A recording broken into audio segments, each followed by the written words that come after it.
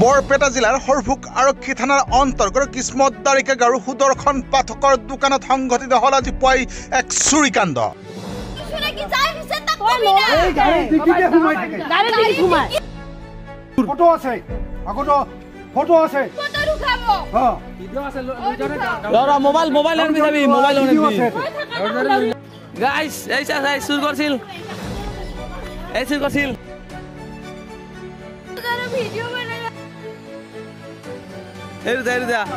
মইতো সবরে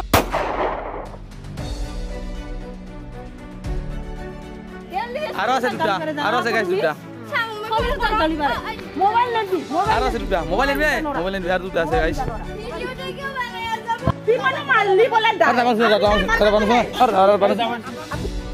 আজি পুৱাতেই হৰভোগ আৰক্ষী থানাৰ অন্তৰ্গত কিসমত দাৰিকাৰ পামুৱা পাৰাত সুদৰ্শন পাঠকৰ দোকানত সংঘটিত হৈছিল এক চুৰিকাণ্ড আৰু এই লৈ বৰবিলা গাঁৱৰ তিনিজনী ছোৱালীৰ ওপৰত লুগুৱা হৈছিল এক গুৰুতৰ অভিযোগ। আৰু খবৰ অনুসৰি এই ছোৱালী তিনিজনীয়ে আগতে সংঘটিত কৰিছিল সুদৰ্শন পাঠকৰ দোকানত চুৰিকাণ্ড আৰু এই সমগ্ৰ দৃশ্য বন্দী হৈছিল তেওঁলোকৰ মোবাইল কেমেৰাত। আৰু আজি সুদৰ্শন পাঠকৰ দোকানত চুৰিকাণ্ড সংঘটিত কৰোঁতে হাতে লোতে সুদৰ্শন পাঠকে ধৰা পেলাইছিলে ছোৱালী তিনিজনীক।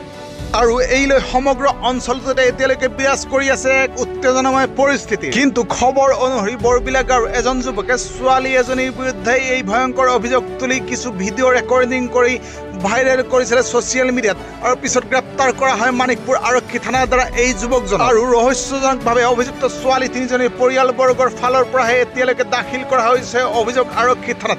আৰু এই লৈ এক উত্তেজনাময় পৰিৱেশে বিৰাজ কৰিছে সমগ্ৰ বৰপেটা জিলাৰ হৰভোগ আৰক্ষী থানাৰ কিসমত দাৰিকাৰ পামুৱাপাৰা গাঁৱৰ লগতে বঙাইগাঁও জিলাৰ বৰবিলা গাঁও। খবৰ অনুসৰি ইতিমধ্যে পামুৱাপাৰা গাঁৱৰ বহুতো যুৱকে ভিৰ কৰিছে মানিকপুৰ আৰক্ষী থানাত। হয়তো আৰক্ষীৰ সবিশেষ তদন্ততহে পোহৰলৈ আহিব সমগ্ৰ ঘটনাৰ ৰহস্য আৰু সময়ত হয়তো প্ৰমাণ হ'ব কথাষাৰি যে চোৰে ওলোটাকে গৃহস্থক বান্ধে এই কথাষাৰি সঁচা নে মিছা। News desk report news time 3।